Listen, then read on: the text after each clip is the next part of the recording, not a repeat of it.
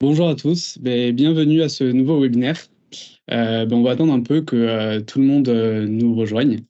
Du coup, on refait un webinaire avec Karim Belhamri. Le sujet du jour, c'est euh, toutes les excuses pour ne pas se lancer freelance.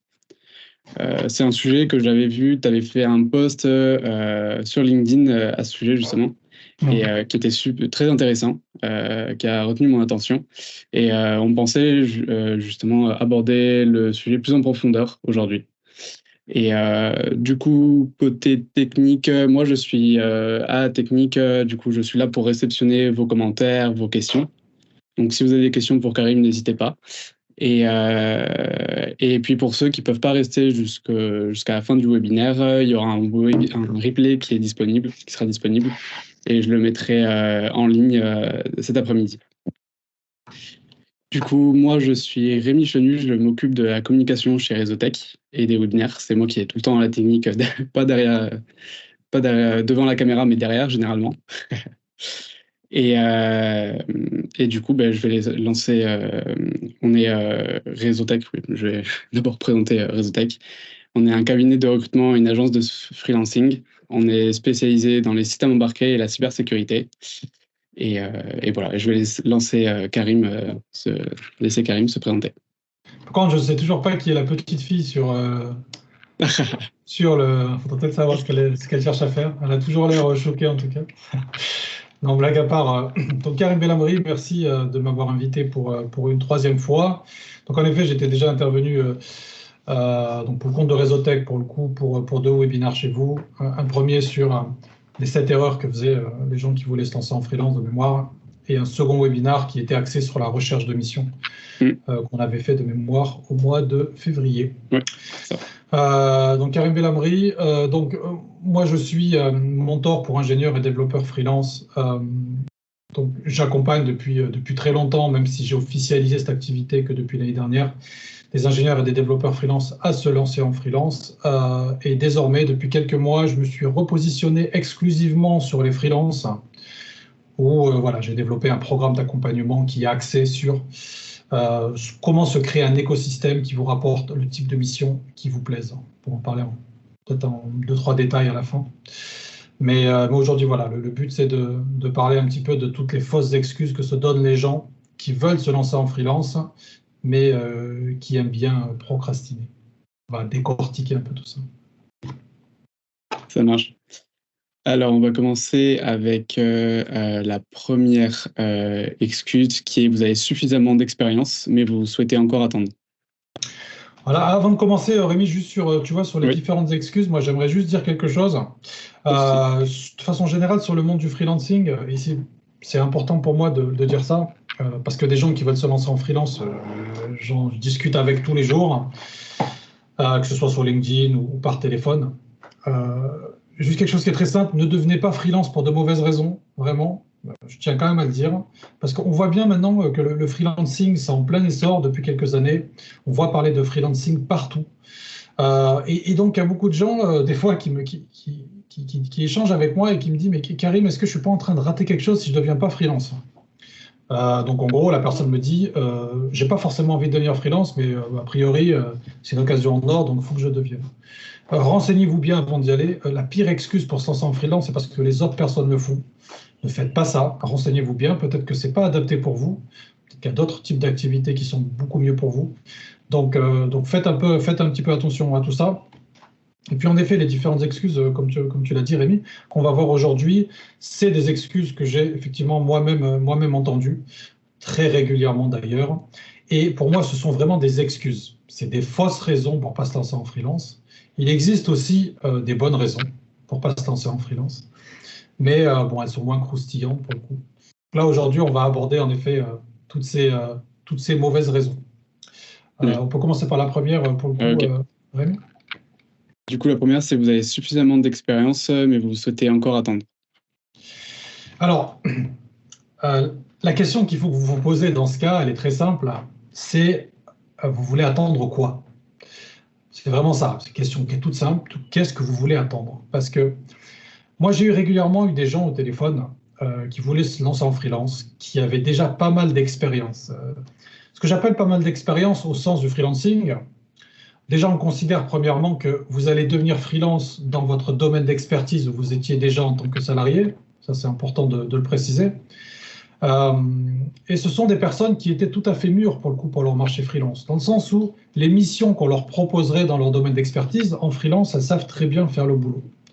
Et en général, elles me disent, oui, mais en fait, je préfère attendre encore 6 mois ou un an parce que je suis sur un projet actuellement, je veux absolument le finir et ça m'apporterait un edge, un avantage considérable pour mon activité de freelance.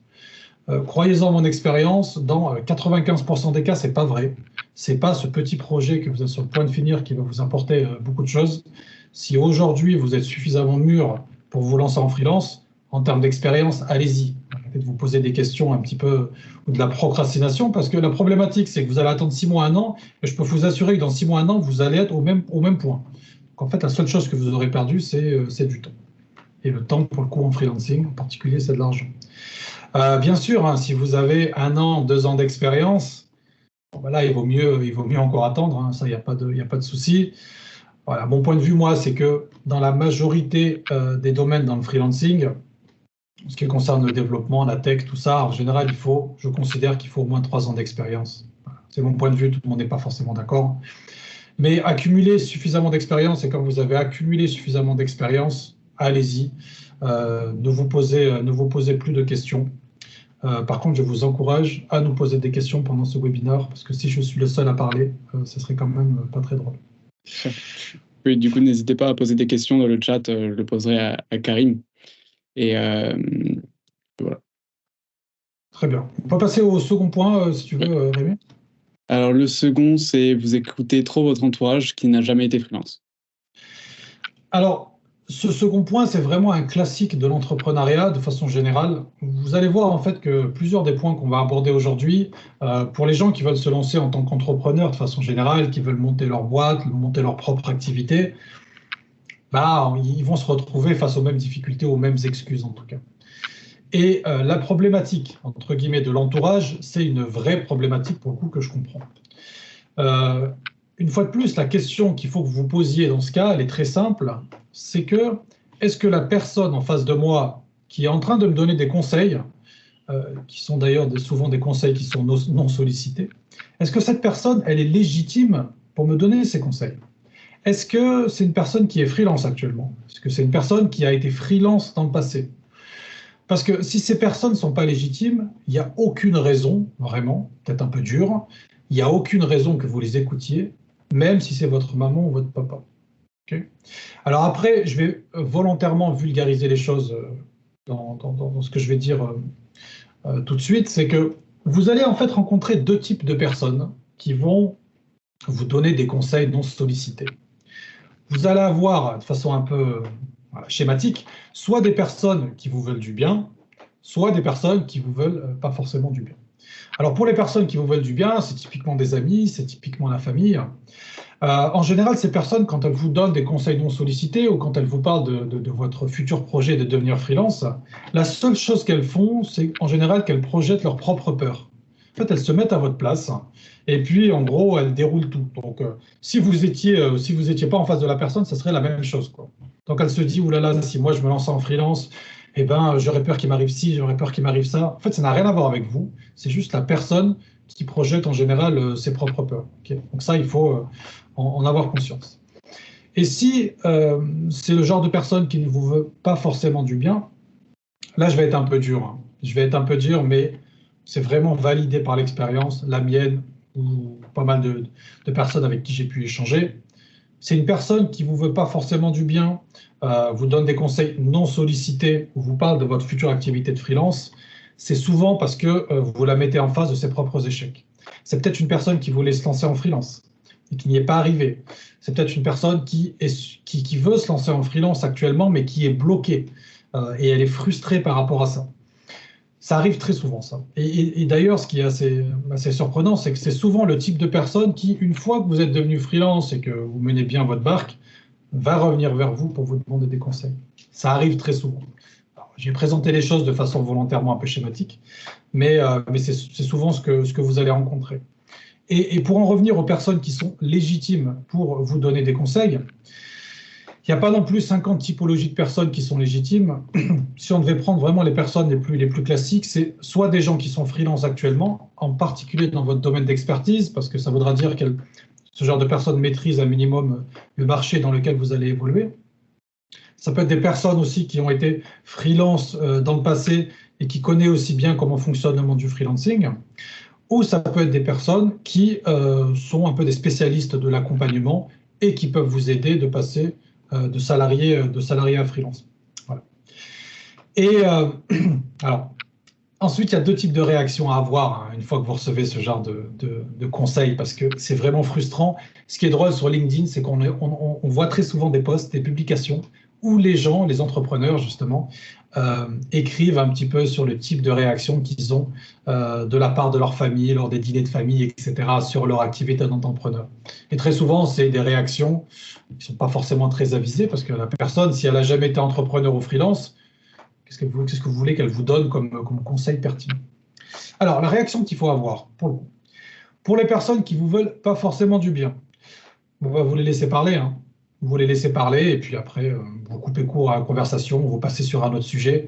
De toute façon, vous savez bien que les gens aiment bien donner des conseils, en particulier sur les choses sur lesquelles elles ne sont pas compétentes. Donc, vous ne prenez pas la tête. Essayez pas de vous justifier. Et surtout, essayez pas de faire changer d'avis la personne d'en face. Ça ne servira à rien du tout. En général, vous n'allez pas être sur une discussion très rationnelle, mais plus émotionnelle. Donc, soit vous coupez court à la conversation, soit vous partez. Voilà. Donc, vous ne prenez pas trop la tête sur ça. Et par contre, pour les personnes qui sont importantes pour vous, là, la réaction que vous devez avoir, elle va être différente. Moi, ce que je conseille de faire vraiment, c'est de faire de la pédagogie. Si c'est par exemple vos amis, ou votre famille, ou votre conjoint, c'est vraiment de faire de la pédagogie en expliquant aux gens que, au final, vous voulez devenir indépendant, voici les raisons, et voici un peu la démarche que vous êtes en train de déployer pour sécuriser votre transition vers le freelancing. Parce que les personnes ne sont pas dans votre tête, elles ne savent pas ce que vous faites, et comme je vous l'ai dit tout à l'heure, en fait, elles projettent leur propre peur. Donc vraiment, si c'est des personnes qui sont importantes pour vous, faites preuve d'un peu de pédagogie pour expliquer votre démarche, et en particulier si c'est votre conjoint ou votre conjointe, et en particulier si vous êtes la seule source de revenus de la famille. Là, il faut comprendre, si c'est votre conjoint ou votre conjointe et qui vous dit, écoute, pourquoi tu te lances en freelance, voilà, tu es la seule source de revenus de la famille, tu vas nous mettre dans des difficultés. Là, il faut faire preuve de beaucoup de pédagogie. Là, il faut lui expliquer ce que vous êtes en train de faire, que ça ne va pas forcément être risqué, etc. N'en faites pas un sujet de dispute, n'en faites pas un sujet de discorde, mais faites preuve d'un minimum de pédagogie. Je pense que c'est important à appliquer. Ouais, je vois. Ok, on peut passer au troisième, à la troisième fausse excuse. Ok. Qui Et oui, du coup, faut pas, quand on a par exemple des personnes qui nous parlent du freelancing, il faut vraiment prendre du recul pour savoir si la personne du coup a une crédibilité sur le sujet, et s'il n'y en a pas forcément, c'est de voir si la personne c'est quelqu'un qui est importante pour nous, quoi, c'est d'expliquer sa démarche, et si c'est une personne qui ne veut pas forcément du bien, c'est de juste laisser glisser et puis passer à autre chose. Oui, il ne faut pas dépenser d'énergie sur des causes perdues qui ne servent à rien du tout. Et souvent, on va vouloir avoir envie de se justifier. C'est ça qui est horrible. On va vouloir envie de se justifier. Il ne faut pas le faire. Ça sert à rien du tout. Et puis même si quand vous allez discuter avec des freelances, et moi je le dis même aux personnes qui me parlent, par exemple qui veulent rejoindre mon ancien programme d'accompagnement de transition salarié freelance, je leur disais, même moi ce que je te dis, va le confirmer auprès de personnes autour. Va te faire toi ton propre avis. Moi je prétends pas avoir la science infuse dans le domaine du freelancing, et aucun freelance ne l'a. Voilà. C'est ensuite au futur freelance de se faire son propre avis, de faire converger les données, de challenger un petit peu les gens pour se faire son propre avis. Mais son avis, il faut qu'il le fasse sur des conseils qui viennent de personnes un minimum légitimes, sinon ça va être un peu n'importe quoi. Ok. Alors du coup, la prochaine excuse, c'était vous avez peur de perdre vos avantages de salarié. Alors celui-là, c'est un classique aussi. Ticket resto et compagnie, on connaît.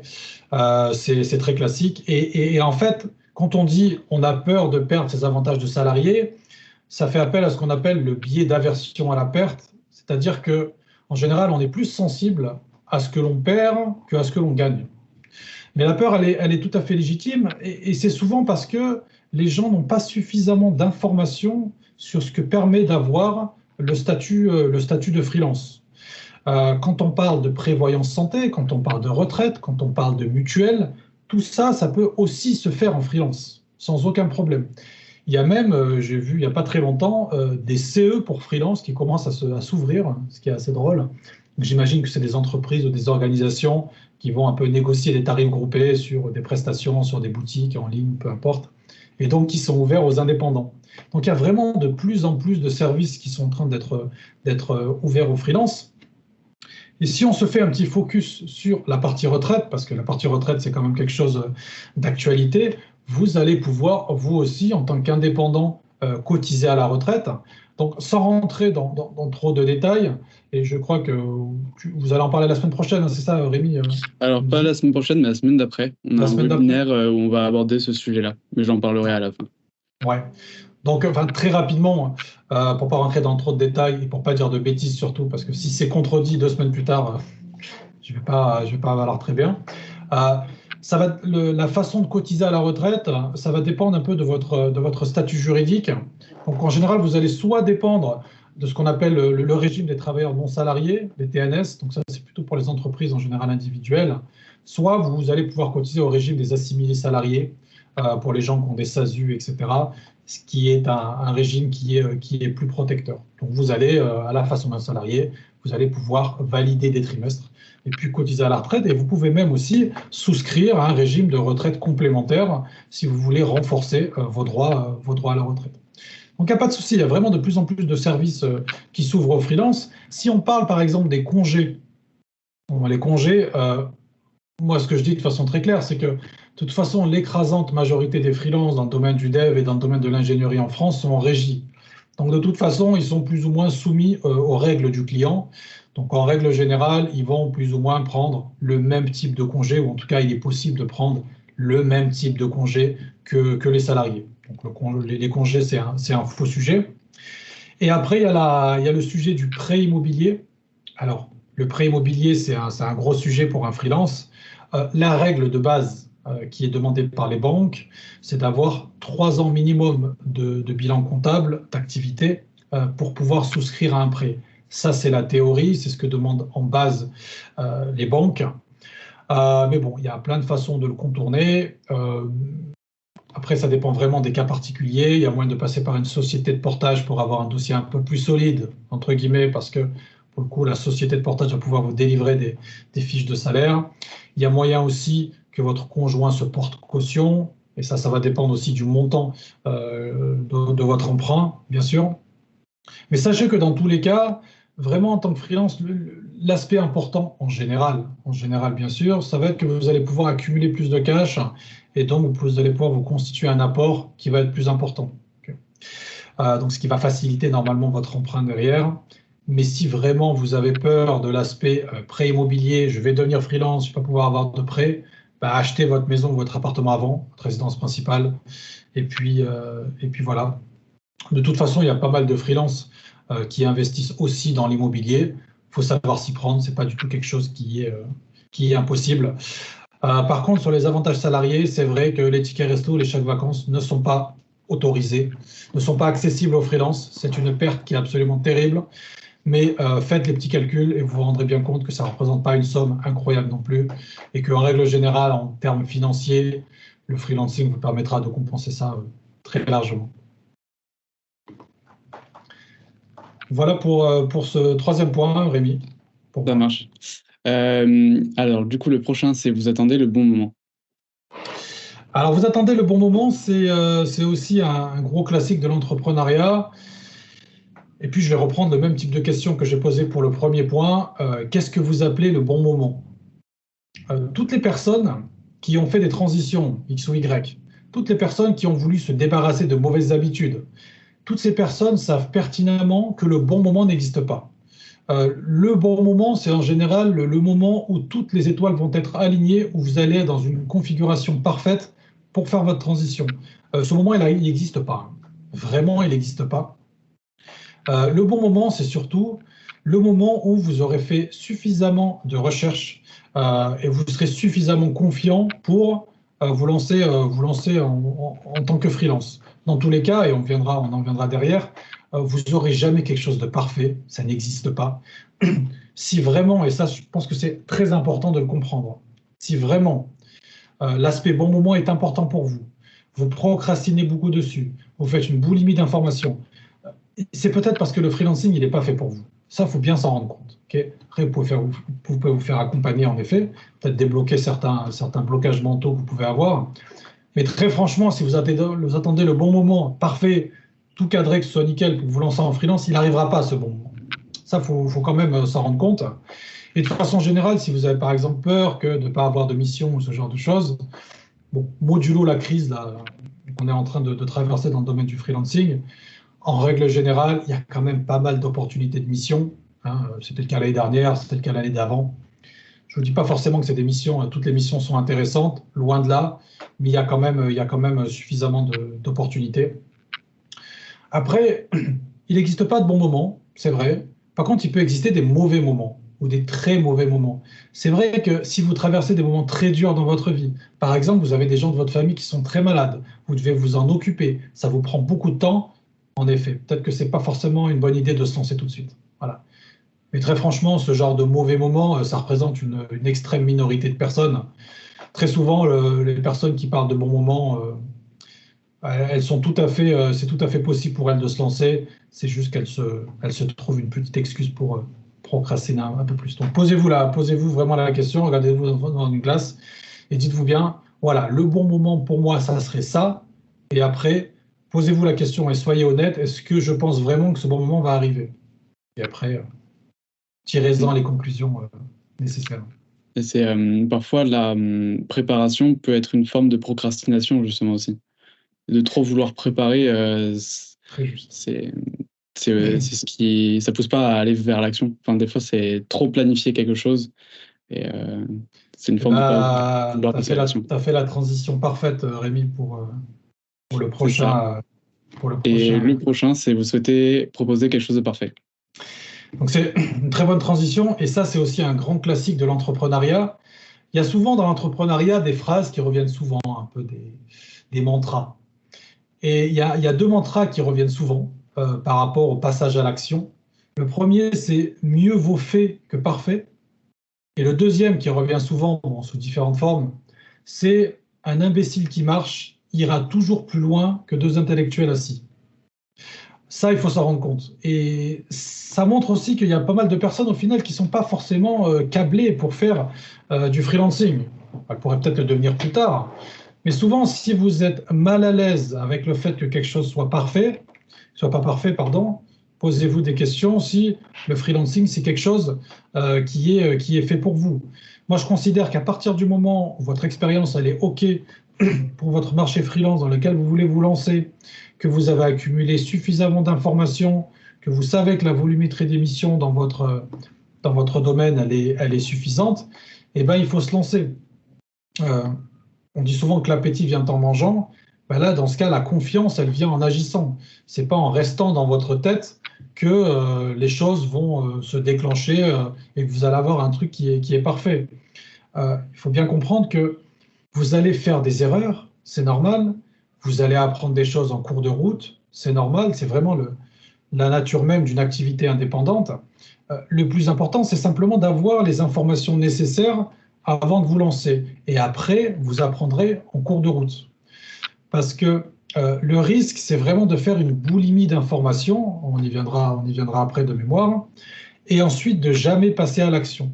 Et de devenir ce que j'appelle des experts du freelancing sur le papier. J'en avais parlé, je crois, dans un des précédents webinars. Il y a des gens, par exemple, si on parle du freelancing, on parle par exemple des différentes sociétés ou des différentes structures que l'on peut créer ou par lesquelles on peut passer pour devenir freelance. Bon, mais il y a des gens, c'est devenu des experts dedans. Experts des SASU, experts de la micro ou de l'entreprise individuelle en régime réel, experts des sociétés de portage. Par contre, elles n'ont jamais créé aucune société, elles n'ont jamais rejoint aucune société de portage. Je ne vois pas trop l'intérêt. Peut-être qu'elles peuvent maintenant faire des programmes d'accompagnement pour aider les gens à choisir. Ça pourrait peut-être être intéressant. Mais par contre, pour le freelancing, en effet, ça sert à rien du tout. Donc faites attention sur l'aspect quelque chose de parfait. Mieux vaut fait que parfait. Assurez-vous que vous avez suffisamment d'informations pour vous lancer et après lancez-vous. Vous allez faire des erreurs. Vous allez apprendre sur le chemin. C'est la nature même d'une activité indépendante. Ça, il faut le savoir. Par contre, renseignez-vous un minimum avant, hein. Mieux vaut fait que parfait, ça ne veut pas dire je fais rien du tout et puis je me lance n'importe comment et puis après j'ai des problèmes parce que j'ai fait ma transition n'importe comment.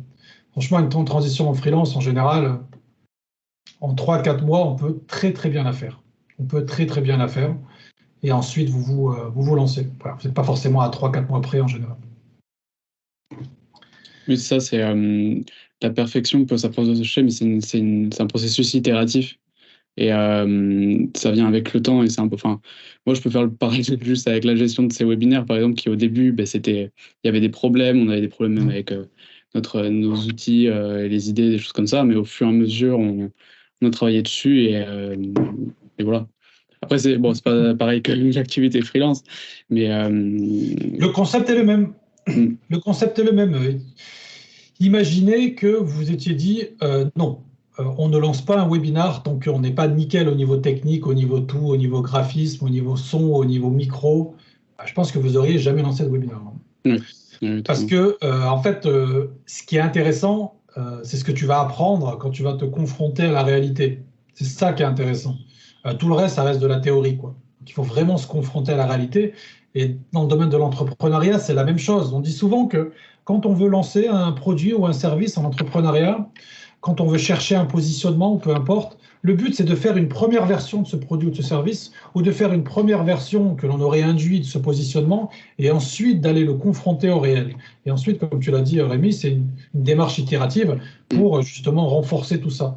Mais la fameuse technique, et ça, effectivement, c'est peut-être une déformation de l'enseignement un peu trop théorique qu'on apprend à l'école, c'est de se dire, je vais apprendre tout ce qu'il faut de façon théorique parfaite, et quand je vais arriver en pratique, ben, parce que j'aurai bien géré mon truc, ça va fonctionner. Ça ne fonctionne pas comme ça, malheureusement. Dans la mm, réalité, en général, à partir du moment où on se confronte à la réalité, c'est là où on voit les vrais trucs. Et oui. c'est ce qui fait aussi que le marché a toujours raison. Mm. Et c'est ce que rappelle aussi David, à différence justement des webinaires ou du mode itératif, c'est que pour le freelancing, il y a vraiment une réflexion à faire sur le choix de statut. Il y a quand même une réflexion préliminaire à faire, mais que, enfin, même au fur et à mesure du temps, ça peut mener à changer. Bien sûr. Et, ouais. Bien sûr, moi, je dis souvent que pour la partie statut, très franchement, si vous ne voulez pas vous prendre la tête, vous passez dans un premier temps par une société de portage. Très franchement, vous faites ça pendant 6 mois. La contractualisation se fera super rapidement et ça vous laisse le temps de vous lancer tranquillement. Et ensuite, et je sais que David pense la même chose. Je ne sais pas s'il est là, mais je lui passe un petit coucou. Oui, Euh, c'est le plus simple. Parce que c'est vrai, c'est pas évident hein, quand on se lance en freelance de se dire, bon, bah déjà, il faut que je trouve une mission. En plus, il faut que je réfléchisse sur mon statut, donc il faut que je crée ma société. Après, il faut que je vois le comptable. Après, ça fait quand même beaucoup de choses. Si on mm, fait la transition en douceur à travers une société de portage, ça peut très bien fonctionner. Et pour le coup, c'est plus doux, mm, c'est plus lisse. ça marche. Alors la prochaine, c'était vous avez peur que ça ne marche pas. Alors, vous avez peur que ça ne marche pas. Ça, c'est un peu la même chose. Le but de la transition, là, on parle de freelance, de salarié à freelance, pardon. Euh, le but, c'est pas d'éliminer complètement les risques, c'est de minimiser les risques. Vous savez, c'est comme en cybersécurité, vous faites de la cyber. Le but en cyber, c'est pas d'éliminer complètement le risque, mais c'est de les maîtriser ou de les amener à un niveau qui soit acceptable et qui soit un minimum prédictif. Bon, voilà, c'est pareil, quand vous allez faire la transition salarié-freelance, vous n'allez pas réduire à 100% les risques, ça n'existe pas ça. Mais par contre, vous allez amener les risques à un niveau qui est acceptable. Après, il peut toujours arriver, et ça c'est terrible, hein, mais bon, il peut toujours arriver des cas où il y a des risques que vous aviez identifiés comme étant très faibles et ils prennent des dimensions qui sont très importantes. C'est ce qui s'est passé pour beaucoup de freelances malheureusement qui se sont lancés en début d'année. Euh, L'année dernière, vous pouvez avoir pas mal de salariés qui recevaient régulièrement des sollicitations pour des missions freelance. Donc ils se disaient c'est super, franchement la volumétrie dans mon domaine en termes de missions fonctionne bien. Franchement, j'ai pas de raison pour pas me lancer. Et ils avaient raison. Donc, je vais me lancer. Et malheureusement, depuis fin d'année dernière, novembre, décembre, et puis ce début d'année, bon, bah, le marché s'est pas mal contracté. Et donc, il y a beaucoup moins de missions disponibles. Et moi, j'échange régulièrement avec des personnes qui sont lancées en freelance et ça fait 2-3 mois qu'elles cherchent une mission. Ça peut exister, voilà. Bon, on est un peu dans un cas de crise, donc ça n'arrive pas non plus tous les ans. Okay, mais de façon générale, vous n'arriverez jamais à réduire complètement les risques. Mais la chose que je demande en général aux gens de faire et qui est très très simple pour gagner un peu de confiance et pour se dire bah, je vais me lancer en freelance pas n'importe comment, c'est de beaucoup échanger avec des freelances. Pour poser les bonnes questions, rentrer en contact avec eux, ayez la bonne posture, parce que quand vous allez contacter un freelance, bah, vous allez lui demander son expérience, vous allez lui demander de l'aider, donc ne soyez pas hautain, ne soyez pas prétentieux ou quoi que ce soit, allez chercher de l'information. Et aussi bizarre que ça puisse paraître, le freelancing, enfin les freelances en France, même si ce n'est pas une communauté qui est structurée, les freelances en général sont très solidaires les uns avec les autres. Donc si vous prenez contact avec eux, vous leur demandez, bah, écoute, moi j'ai pour projet de devenir freelance, toi tu l'es déjà, moi je ne suis pas encore. Donc voilà, j'aurais quelques questions à te poser parce que voilà, ça m'aiderait beaucoup. En général, les freelances, ça leur rappelle leur début. Donc, ils vont vous aider sans trop de problème. Voilà, préparez vos questions. Et puis, faites ça avec 10, 15, 20 freelances. J'exagère volontairement. Et vous verrez que si au bout de 10, 15 freelances, vous n'avez toujours pas pris la confiance, c'est qu'il y a un problème. Et choisissez aussi vos freelances, demandez des recommandations, ça peut être pas mal. David Breton, par exemple. Et ça fonctionne très bien, votre niveau de confiance va augmenter et vous aurez moins peur pour le coup. Alors, j'ai une question. On demande, faut-il de la trésorerie pour passer freelance? Alors oui, il faut de la trésorerie. Il faut de la trésorerie. Alors, officiellement non, hein, vous faites bien ce que vous voulez. Mais en général, on considère qu'il faut... Alors, il y a plusieurs écoles. Mais l'école la plus classique, c'est 6 mois de trésorerie, 6 mois dans le sens 6 mois qui couvrent vos besoins courants. C'est un classique. Grand minimum 3 mois, vraiment très grand minimum 3 mois. 6 mois, vous êtes bien. 1 an, c'est le top du top. Au-delà, il faut investir. Vous n'allez pas avoir non plus 3 ans de trésorerie, ça ne sert à rien du tout. Mais vraiment, un grand minimum 3 mois. Et en général, les gens préconisent 6 mois. Donc en fait, on arrive, donc ça c'est pour couvrir vos dépenses courantes. Donc voilà, on arrive en général assez rapidement. Bon, ça dépend de vos dépenses, bien sûr, mais sur des choses entre, allez, je sais pas, entre 12 000 et 20 000 euros. Voilà. Si je prends des fourchettes très larges. Quand vous êtes là, vous êtes quand même pas mal. Et pour le coup, ça peut vous donner un petit peu de réconfort, d'être moins stressé, de prendre la première mission qui vous passe sous la main, et aussi d'être tranquille dans votre carrière de freelance. Sachant que cette trésorerie, si vous la grignotez un petit peu en début, par exemple, parce que vous n'arrivez pas à trouver de mission tout de suite, croyez-moi, votre trésorerie, vous allez pouvoir la renflouer assez rapidement. Mais toujours avoir ces 6 mois 3 mois minimum, 6 mois de trésor, je pense que c'est essentiel.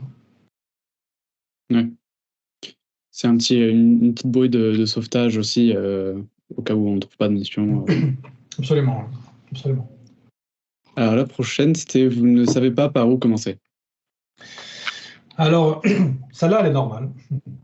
Parce que, en effet, maintenant, il y a beaucoup d'informations sur le freelancing dans des blogs, dans des sites sur LinkedIn. Donc, les gens sont un peu perdus.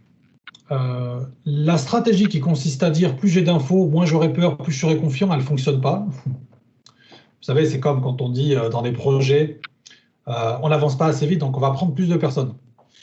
En fait, ça ne fonctionne pas parce qu'il y a un seuil au bout d'un moment qui fait que vous allez être moins efficace. Freelancing, c'est la même chose sur le fait d'emmagasiner des connaissances.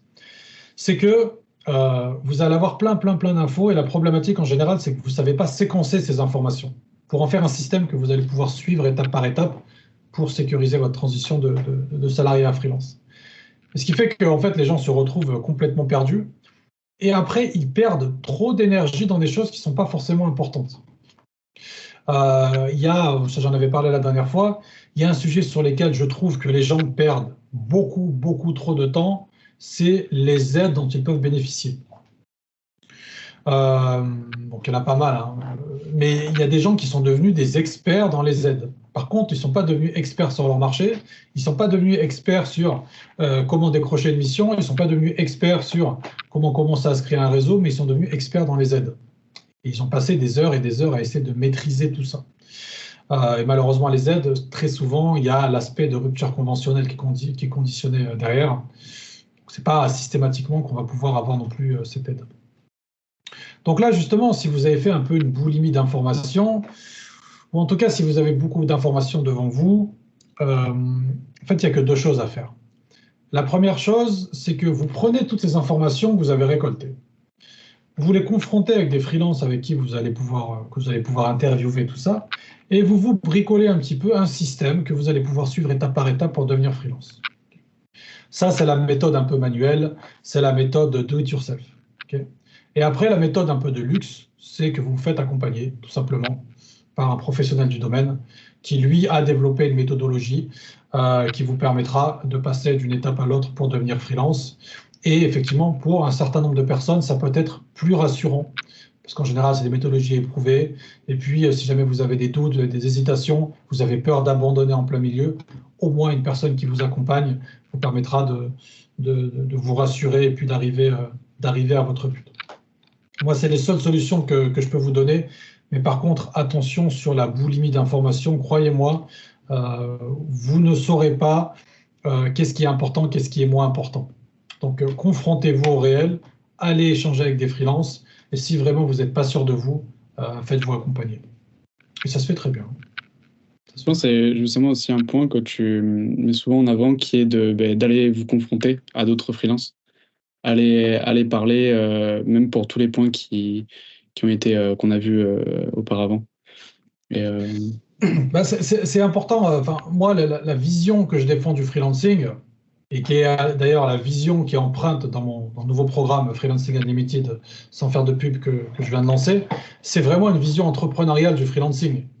Au bout d'un moment, il faut prendre de l'info, il y a plein d'infos sur Internet, etc. Mais après, il faut la confronter au réel. Si vous ne la confrontez pas au réel, vous allez rester un théoricien. Donc, vous allez peut-être pouvoir devenir ou avoir un doctorat en freelancing, c'est super, mais vous allez rester dans votre tête. Il faut systématiquement confronter les choses à la réalité pour voir est-ce que, en gros, l'information que j'ai dans ma tête, est-ce qu'elle est vraie? Est-ce qu'elle n'est pas vraie? Est-ce qu'elle est conditionnée à certaines situations? Est-ce qu'elle est ci? Est-ce qu'elle est ci? Est-ce qu'elle est ça? Il faut rentrer en contact avec les gens. Je sais, je le dis tout le temps dans mes posts. Rentrer en contact avec les gens.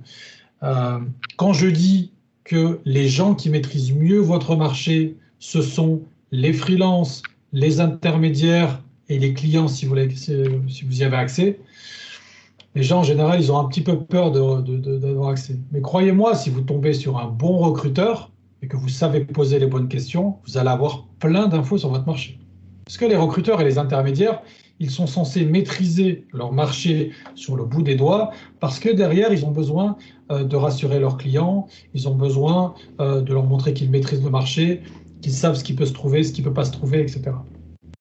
Donc, il faut rentrer en contact avec les gens et pas rester dans sa tête à lire des profils LinkedIn et à penser qu'on va devenir un expert comme ça. Alors, j'ai une question de Adrien, qui est certaines entreprises qui sont un peu excentrées des zones industrielles ont du mal à faire venir des employés et consultants et proposent des missions freelance. Mais au bout de quelques mois, suggèrent le recrutement, une équivalence de période d'essai validée et un degré d'autonomie prouvé. Faut-il prendre le risque de considérer ce type d'entreprise? Alors oui, Adrien, je pense qu'il fait aussi référence peut-être à un post que j'ai fait il y a 1 ou 2 semaines. Là. Une pratique que je ne savais pas qu'elle existait en France, par contre en Angleterre, je sais qu'elle existe. C'est la fameuse pratique de la pré-embauche, du freelancing en pré-embauche. C'est-à-dire qu'on va recruter un freelance en pré-embauche, on va le garder quelques mois et après on va lui proposer un CDI. Bon, ça, pour le coup, ça a l'avantage d'être honnête, hein, c'est-à-dire qu'ils le disent depuis le début. Mais pour moi, il faut considérer que c'est normal qu'à un freelance, on va au bout de quelques mois, voire 1 an, 2 ans, lui proposer un CDI. C'est normal. Votre employeur, l'employeur en question, le client, lui, il veut pérenniser un certain nombre d'activités. Donc, c'est normal qu'il vous le propose. Vous n'avez pas à dire oui. Et d'ailleurs, si vous connaissez bien votre marché, si vous connaissez bien la rareté ou non de vos compétences, la capacité pour des intermédiaires ou votre client de trouver des profils comme le vôtre, si vous connaissez bien tout ça, vous pouvez tout à fait dire au client, écoutez, ça ne m'intéresse pas un CDI en instant T, moi je vous propose, c'est de rester en freelance. Si vous connaissez bien tout ça, vous savez très bien qu'il ne va pas se séparer de vous. Par contre, si vous avez un profil qui est facilement trouvable, Effectivement, si vous proposez un CDI et que vous dites non, vous avez un sursis peut-être de quelques mois le temps qu'il trouve quelqu'un. Mais voilà.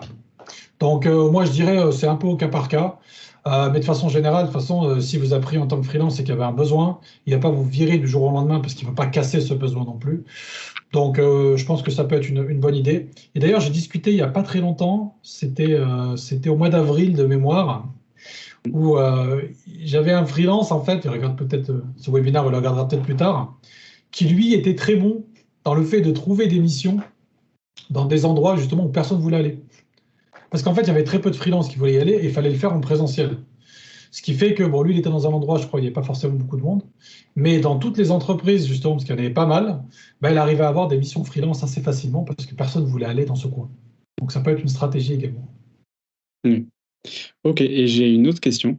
Alors, on a Adam qui nous dit: Je suis en data et j'ai l'impression que quasiment tous les freelances ont été en CDI avant, ce qui n'est pas mon cas. D'autant plus, il justifie en général là avec 8 à 10 ans d'expérience. Comment je peux me démarquer? Alors, bon, 8 ou 10 ans d'expérience avant de se lancer en freelance, c'est quand même très solide, hein. C'est quand même très solide. Euh, Moi, le milieu de la data, je ne le connais pas en particulier. Je change régulièrement avec des data scientists et puis des data ingénieurs. Il faut savoir que, bon, après, je parle pas forcément, je dirais, en connaissance de cause. Donc, si jamais il y a des data scientists ou data engineers dans la salle, dites-moi si j'ai complètement faux. Je sais qu'il y a deux problèmes en data. Le premier problème, c'est que euh, la demande maintenant, elle est surtout sur les data ingénieurs, a priori, d'après ce que je crois comprendre. Et la deuxième problématique, c'est que il y a eu énormément de data scientists et data engineers, j'imagine les deux, qui ont été formés et qui arrivent sur le marché. Ce qui fait qu'en fait, il y a un déséquilibre complet entre l'offre et la demande, là. Et c'est un peu une cata. Et comme d'habitude, hein, les seules personnes qui tirent leur épingle du jeu, bah, c'est les gens qui ont un minimum d'expérience. C'est toujours comme ça. Donc, Adam, justement, en tant que, je ne sais pas si tu es un data ingénieur ou data scientist, une fois de plus, je le répète, je sais, je suis énervant avec ça, mais c'est la clé de tout. Prends contact avec des freelances dans ton domaine. 5, 10, moi je pourrais t'en conseiller, hein. J'en ai qui sont très très bons dans mon réseau là-dedans. Donc je peux te mettre en contact si tu veux. Mais il faut que tu te confrontes à eux. C'est vrai que moi j'ai un peu la sensation que dans la data, il faut quand même avoir un peu d'expérience quand même. Si tu es trop junior, j'ai un peu peur que tu ne trouves pas. Je peux me tromper, bien sûr, mais en tout cas, j'ai l'impression que c'est un domaine qui a l'air assez concurrentiel. C'est l'impression que j'ai en tout cas, en France. Ok. Alors, la prochaine, c'était: Vous n'avez pas l'impression d'être légitime. Alors, vous n'avez pas l'impression d'être légitime, ça fait souvent appel à ce qu'on appelle un peu le syndrome de l'imposteur. C'est-à-dire qu'on se dit non, mais je mérite pas, je mérite, je sais pas, je saurais pas faire, etc. En fait, la seule peur que vous avez en général, c'est est-ce que je serais capable de faire les choses que les freelances dans mon domaine font. Euh, et en général, vous ne savez pas ce qu'ils font. Donc vous faites un espèce de syndrome de l'imposteur, on ne sait pas trop pourquoi. Je vais cette fois sortir une stratégie un petit peu originale pour vous permettre, vous, d'avoir davantage de confiance en vous pour vous lancer en freelance et avoir l'impression de vous rendre compte que vous êtes tout à fait légitime. C'est une nouvelle technique que j'ai inventée qui s'appelle échanger avec des freelances. Une fois de plus, c'est la réponse à tout, je sais, mais c'est la seule façon pour vous rendre compte que bah, ce que font les freelances dans votre domaine, vous êtes capable de le faire. C'est la seule façon de le savoir. Il n'y a pas d'autre façon. Il y a une autre façon aussi qui peut être de... Si vous recevez régulièrement des sollicitations pour des missions freelance, par exemple, bon, ben, ça veut dire que les recruteurs, les intermédiaires, ou les clients potentiellement, on ne sait jamais, s'intéressent à vous. Donc là, rentrez en contact avec eux et essayez de poser des questions du type qu'est-ce qui vous a attiré dans mon profil, tout ça. Peut-être que ça peut vous permettre justement d'avoir davantage de confiance, parce que si les gens s'intéressent à vous, c'est peut-être parce que vous êtes mûr hein, et que vos compétences sont intéressantes. Voilà. De toute façon, le syndrome de l'imposteur, c'est un grand sujet. Moi, je considère que la seule façon de le casser, c'est de passer à l'action. C'est la seule façon vraiment. Après, il y a même, par exemple, sur LinkedIn, il y a des spécialistes du syndrome de l'imposteur qui voient sûrement le sujet de façon beaucoup plus fine que moi. Et c'est même des gens qui peuvent vous accompagner si vous avez l'impression de ne pas être légitime ou ce syndrome de l'imposteur, qui peuvent vous aider ou vous donner des armes justement pour le surmonter. Et pour tout vous dire, j'espère que je ne vais pas me faire taper dessus, mais j'en avais parlé une fois sur un post sur LinkedIn, ce syndrome de l'imposteur pour le freelancing, moi je l'ai souvent retrouvé chez les ingénieurs et les devs femmes. Sur la dernière année, j'ai peut-être dû discuter avec entre 15 et 25 ingénieurs et développeuses. Et très souvent, ce sont des personnes qui sont super qualifiées. Et vraiment, il y avait des managers, il y avait des managers, peut-être qu'on dit, des experts, des gens qui étaient, des personnes qui étaient très douées dans ce qu'elles faisaient, mais elles avaient un syndrome de l'imposteur terrible. Chose qu'en général, les hommes que j'ai pu avoir n'ont pas forcément. Pas que je veux voir les choses en noir ou blanc, mais c'est vraiment des tendances que je retrouve assez facilement. Et justement, les femmes que j'ai pu avoir, ingénieurs et développeuses, que j'ai pu avoir au téléphone, ou certaines que j'ai pu accompagner, c'est fou l'écart qu'il y a entre ce qu'elles sont capables de faire et puis l'image qu'elles peuvent avoir d'elles-mêmes. Les personnes avec qui j'ai échangé, bien sûr, hein, je ne fais pas de généralité. Donc, une fois de plus, hein, la seule façon de se rendre compte que vous êtes capable de faire le boulot, c'est d'échanger avec des freelances. Et ensuite, si vraiment il y a des blocages un petit peu mentaux, euh, peut-être qu'il y a un petit peu de travail sur l'état d'esprit, le mindset, comme on dit de façon un peu anglophone. Il y a des gens qui peuvent vous aider à surmonter ça. C'est aussi le point que tu reprenais tout à l'heure, c'est avec l'expérience qu'on crée la confiance. Du coup, pour battre ce sentiment d'imposteur, c'est aussi plus on fait, plus on teste, plus on le développe. Absolument, hein. Tu sais, c'est vraiment comme ça que ça fonctionne, parce que en général, le syndrome de l'imposteur, il vient du fait qu'on n'est pas sûr de pouvoir apporter, par exemple, des résultats. Tu vois? Si tu es capable d'apporter des résultats, déjà, tu as enlevé une partie du syndrome de l'imposteur. Alors après, il reste un peu la partie état d'esprit. Et l'état d'esprit, ben, il faut que tu agisses pour que tu te rendes compte qu'au final, c'est possible. Après, il y a même des gens qui te disent que le syndrome de l'imposteur, ça se guérit jamais. Tu vois? Ils l'ont toujours un petit peu, tu vois, au fond de leur tête, hein, et ça se guérit jamais vraiment. Bon, peut-être, mais eux, en tout cas, ça les empêche pas d'agir. Il faut agir et c'est comme ça que tu prends la confiance au fur et à mesure. Il n'y a pas non plus de grands secrets. Et puis, si vraiment c'est un blocage important pour vous et qu'il se trouve que vous êtes compétent dans ce que vous faites, c'est qu'il y a peut-être un blocage mental.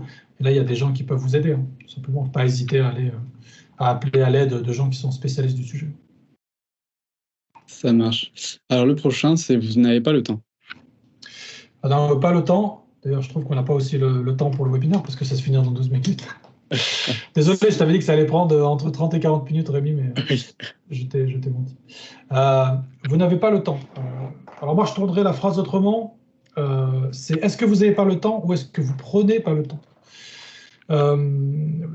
Aujourd'hui, si le freelancing, c'est une priorité pour vous, c'est quelque chose qui est important pour vous, c'est important pour vous de devenir freelance, croyez-moi, vous allez réussir à dégager du temps pour vous renseigner et pour sécuriser votre transition. De toute façon, le temps, personne ne va vous le donner.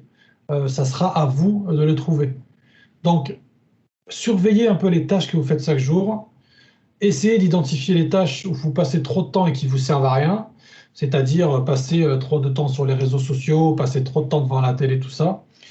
Essayez, dans la mesure du possible, de déléguer certaines tâches qui vous prennent trop de temps, si c'est possible. Okay. Après, il faut potentiellement avoir l'argent pour. Mais essayez de vous dégager du temps. Si c'est quelque chose qui est important pour vous, vous allez trouver le temps.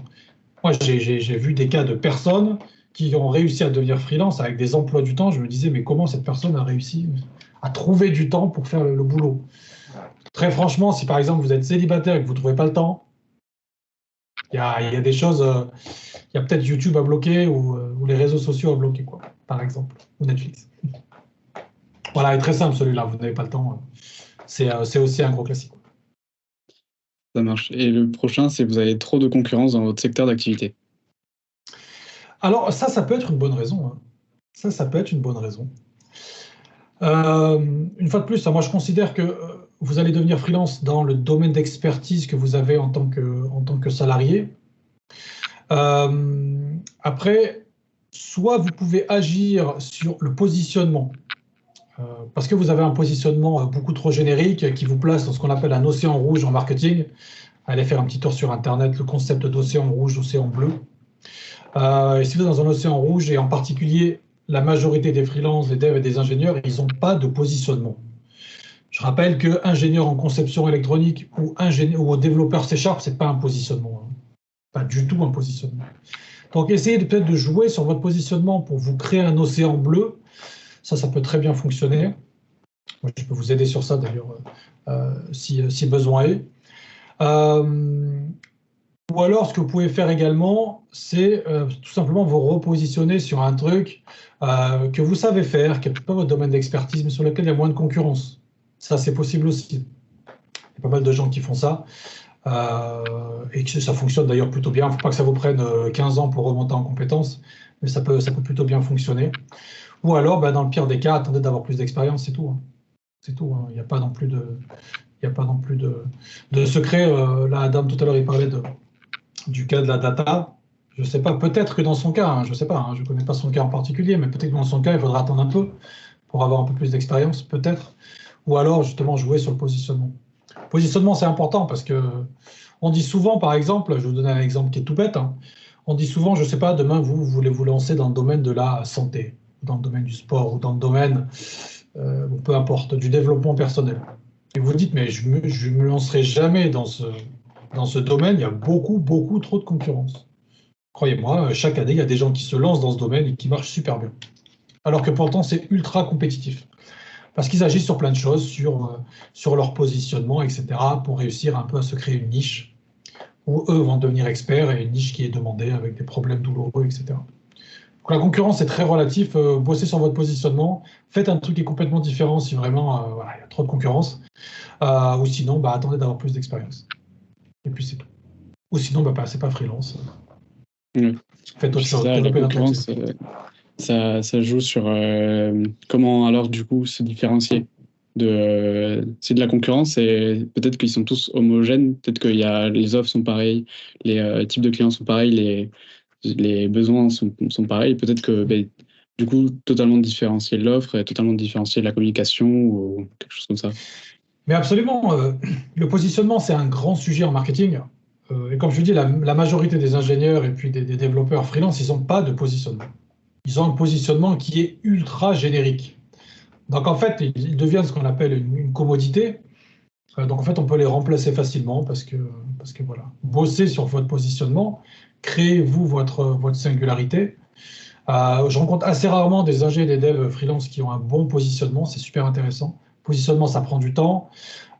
C'est une fois de plus un processus qui est très itératif, mais c'est ça qui va vous permettre de vous démarquer. Ça, c'est un des sujets, un des points qui va vous permettre de vous démarquer de la concurrence. C'est vrai que si vous êtes, je ne sais pas, un développeur C# et qu'il y a 30 000 développeurs ou 40 000 développeurs C# en France, voire plus, effectivement, si vous restez comme ça avec ce positionnement très générique, vous allez avoir beaucoup de concurrence. Ça, c'est sûr.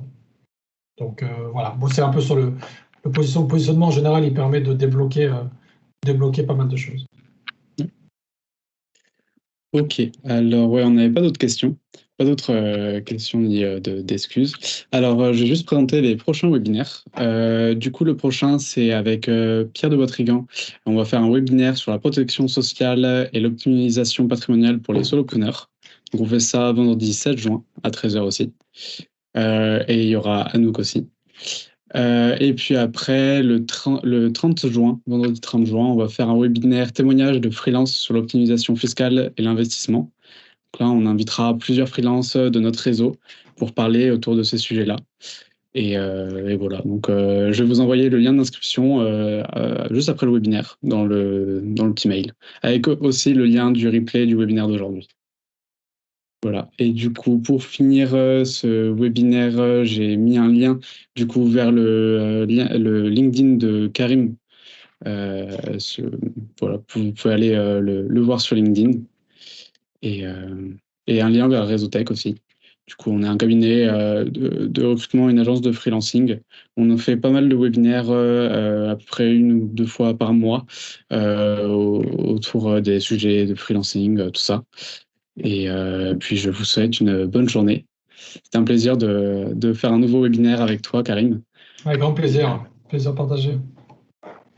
Au revoir. Très bien. Salut tout le monde.